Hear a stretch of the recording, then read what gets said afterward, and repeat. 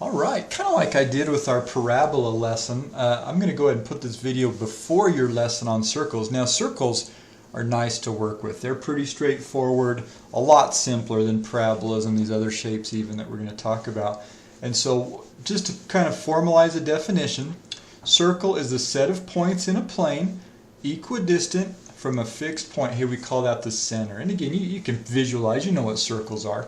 Here's our standard form of the equation. Okay, I'd make sure I write this down and feel good about it. X minus h squared plus y minus k squared equals r squared, where hk represents the center and r is the radius. Okay, now what if hk were zeros? Well, then of course we'd get a simplified equation. This is what we saw back in the first lesson in this unit. So something like x squared plus y squared equals 4 or something. Well, that just means the center's at the origin. It's the same equation. hk just happened to be 0. So if you see a simplified form, don't let that bother you. Let's look at a couple examples, type of problems you'll run into today. What's the equation of a circle with center 3, 7, radius 4? Well, hey, remember that's my hk, that's my r. So here's the equation, x minus h squared, y minus k squared equals r squared. Hey, let's just plug stuff in. So x minus 3 squared, that's my h, I'm just plugging it right in. Y minus 7 squared equals r squared. Now r is 4, so 4 squared would be 16. Hey, there you go. Okay, let me show you over here with Desmos. So if I go ahead and graph that, let me bring it down.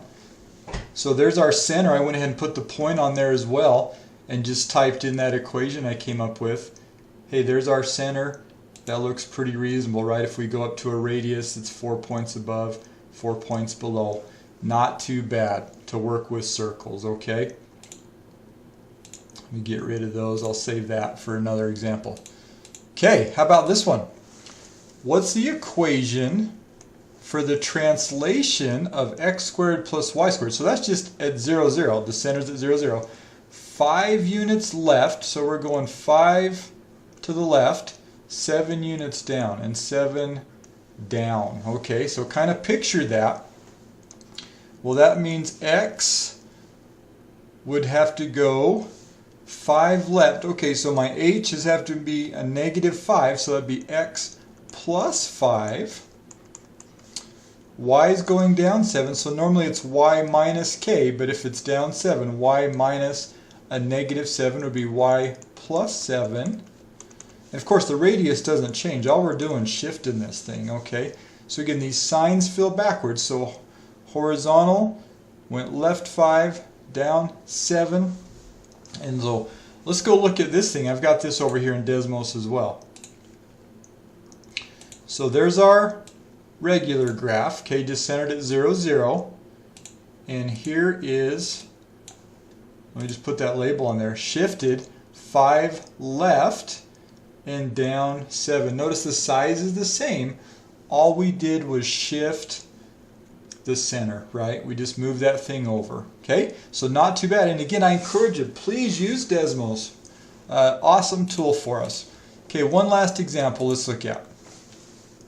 Find the center and radius. Well, gosh, when they give us one like this, it's already a nice standard vertex form for us, piece of cake. There's my h, there's my k. So my center is 3, negative 5. The only thing you really need to watch for there is the signs, right? Remember, x minus h is the equation. So h right here is a positive 3, y minus k. So because I see a positive, k was actually a negative. And the radius is just the square root of whatever you see out here. So r squared equals 27. So take the square root, and that would be square root of 9 times 3 square root of 9. So I could simplify that as 3 root 3, or you could just do square root of 7, approximate a decimal if you wanted, okay? So there you go, very similar types of problems you'll see today. Again, circles, nice to work with. So hope that helps you with the lesson.